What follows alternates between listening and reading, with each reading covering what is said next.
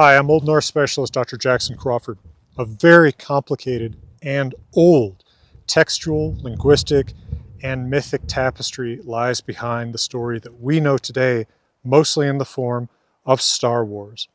What I want to talk about is the ancient and medieval heritage of this story, particularly the medieval tradition in which this story of a father killing a son, yes, you heard that right, was transmitted in medieval Germanic languages.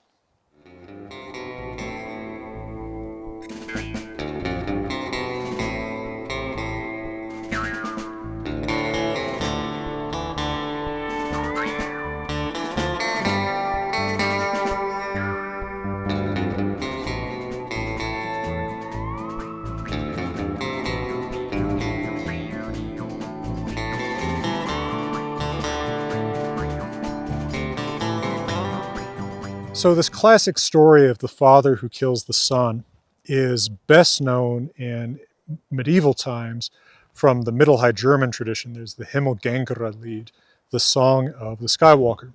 And this is the primary source for George Lucas's Star Wars series. The Himilgengærelied is strongly reminiscent of other chivalric influenced literature in the later medieval period. So that a lot of the raw, more barbaric, if you will, elements in other versions of the story in the Germanic-speaking world, particularly the Norse-speaking world, are kind of sublimated under a little bit more of a, well, we could say Christianized, kind of niced-up story. For example, for unclear reasons, the story becomes that of a son defeating his father at the end, and we have elements such as whether the individual known as Hani or simply Han threw his axe first during his famous duel with the being that in the Old Norse text is called Gridi. But let's talk about the Old Norse text itself, because the Tattúínárdøla saga, the saga of the people of the Tatooine River Valley, is preserved in a handful of early modern manuscripts, but most of them are copies from one single medieval manuscript that's come down to us from about 1250. And that manuscript actually begins kind of in medias res.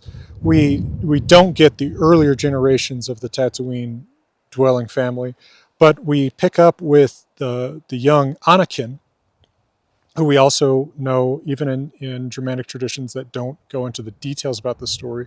We have, for example, the Old English poem Deor, which mentions an Anakin, Hatten, how does it go in Old English? Himilgengær, the heaven walker, the skywalker, and also calls him Sunuban, a sun killer. So obviously the poet of Deor knows some of that story. But at any rate, Anakin grows up in Tattúínárdøla, the river valley of the Tatooine River. And he's initially a slave, and a slave of very poor character. He kills a young rival named Yarari. We don't get the long scene about racing that's in the Middle High German version, nor does Yarari become a companion of his like in the German version. Yarari is just another kid that he kills at a very young age. His mother praises him for his warlike prowess at a young age, and he composes poetry about becoming a great Viking and going out on seafaring. The famous poem that's Mælti min móðir, my mother said it, about his mother predicting his prowess as a pilot and Viking is well known, and another version is also known from the saga of Egil Skallagrimsson. Now, Anakin is eventually adopted after being purchased by a individual named Viga Obi-Wan, who brings him to Coruscantborg, which seems to be some kind of distant memory of a place like Constantinople. Although it doesn't seem to be geographically in the same place as Constantinople, it seems to be somewhere closer to the northwestern European world of our sagas. And at the capital, Anakin, with his great warlike abilities, quickly attracts the attention of the king, Falfadin, and eventually swears fealty to Falfadin, becoming one of his hirdmen, his retainers, his closest warriors. Now, Anakin remains loyal to King Falfadin when Viga Obi-Wan decides to betray him. And for unclear reasons in the original story, after Anakin has fallen in love with an Irish princess, her name is Padma, although that's very unlikely as a name for an Irish princess because Old Irish doesn't have a P. Right, so unclear exactly what the origin of this character is. There's a very weird dialogue between her and Anakin in which he discusses his antipathy for sand. There may be something that's mistransmitted here. A lot of these manuscripts are copied by fairly inattentive copyists. But eventually, Padma actually leaves with Vigga Obivan, who takes her back to Tattúínárdøla in Iceland. And unbeknownst to Anakin, she's pregnant. Back in Tattúínárdøla, she gives birth to two children, Lukr and Leia, who are raised by two different families, and Padma actually dies after lamenting her betrayal of her husband. She says, "Theim varik vest erik una mest," just before she dies. The famous line means, "I was worse to the one that I loved the best." Now, Vigga Obivan will put young Lukr into the hands of his uncle, who will raise him. But eventually, after young Lukr follows some sheep onto Vigga Obivan's property and is attacked by Vigga Obivan's retainers, Vigga Obivan rescues him and gives him the sword that, in fact, that he says was given to him by Lukr's father, but in fact, which he stole from his father when he left Coruscant. This is the great sword, Ljósamakir, the light saber. Now, Lukr and Vigga Obivan will decide that they're going to go and get vengeance on the one that Vigga Obivan describes to Lukr as Veidari, the hunter. Lukr doesn't realize that this is his own father, and it's, again, kind of unclear exactly why Vigga Obivan is so intent on trying to get the son to kill the father. But first they need passage, and they find a Viking mercenary, Himilgengærelied, duelist Hani the duelist, and his Frisian co-pilot Chewbacca, who put them on their ship and go in search of the great ship, Dødestjerne, the Death Star, which Veidari, or Anakin, has supervised the construction of for King Falfadin's fleet. Now, they succeed in destroying Dødestjerne, which actually they, in the process of doing so, they rescue Luke's sister. They don't realize that it's a sister, by the way, Leia, because she's been raised back on the continent by the family of a wealthy jarl there. Now, after destroying the Dødestjerne, and of course on the Dødestjerne, Vigga Obivan will have a duel with Anakin and be defeated by him. Let me just interrupt this video for a minute to give you some news from me and my bandmates in Saxo Grammaticus. And remember, Saxo Grammaticus LPs are available for purchase on grimfrost.com.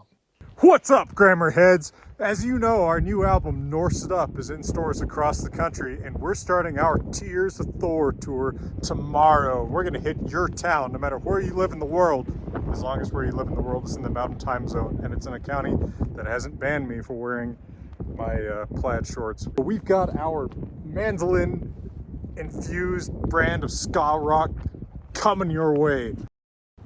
Now, the story gets a little episodic at this point, but Himilgengærelied and Lukr and Leia hide out for a while in the frozen norths of Norway until finally Anakin pursues them and chases them out of their hiding place. They'll go their separate ways for a while, with Lukr going to the Faroes, where he meets an individual named Yodi, who instructs him in how to become a well, the text says Yedi, and we don't understand exactly what that means. It may be intended as a kind of, since many of the characters are Irish by extraction, including Anakin, it could be intended as kind of an Irish pronunciation of Gothi, chieftain, or even in older terms, priest. But at any rate, with the assistance of Yodi, Lukr becomes very proficient at Galdr, magic. And now he will return to seek out Anakin, where it turns out that he is holding his friends Himilgengærelied and, unbeknownst to Luker, again his sister Leia, hostage in a place called Skibur, the village, the habitation of clouds, perhaps because it's in a very misty or high elevation place, which is the high elevation place I'm speaking to you from right now. Luker manages to rescue Leia, but not Himilgengærelied, who is frozen in a block of ice and taken to the King of Denmark, Yabi, who is mostly kind of a figure of fun in this story. He's grotesquely fat. And Luker and Leia then have to rescue Himilgengærelied from Yabi. And then we have, probably at this point we're seeing the story kind of returning to its roots a little bit too much. It kind of repeats itself.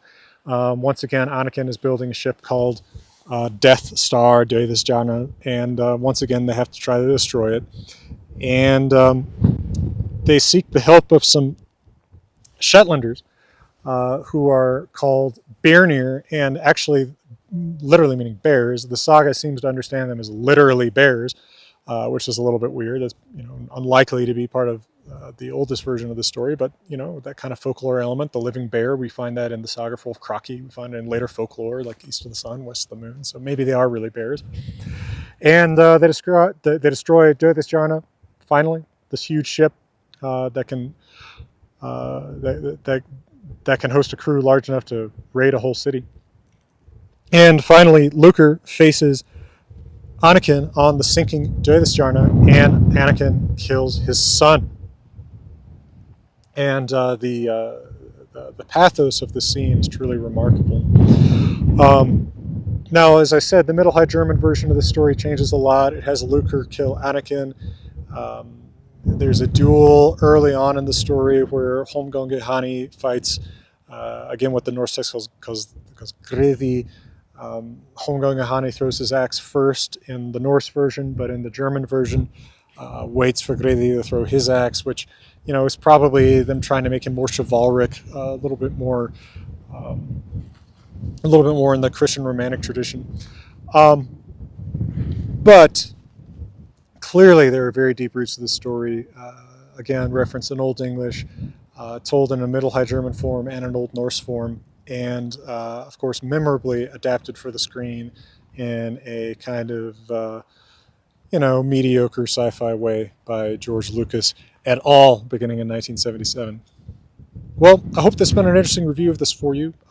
If you like Old Norse literature, you may be reminded of the textual history of the Volsungs mythos, and I have, of course, translated the poems about the Volsungs and the Poetic Edda, due out in a second edition at the end of 2025 with many revisions and expansions. And also the Saga of the Volsungs itself, the prose reworking of that, I translated in 2017. So check those out if you haven't yet.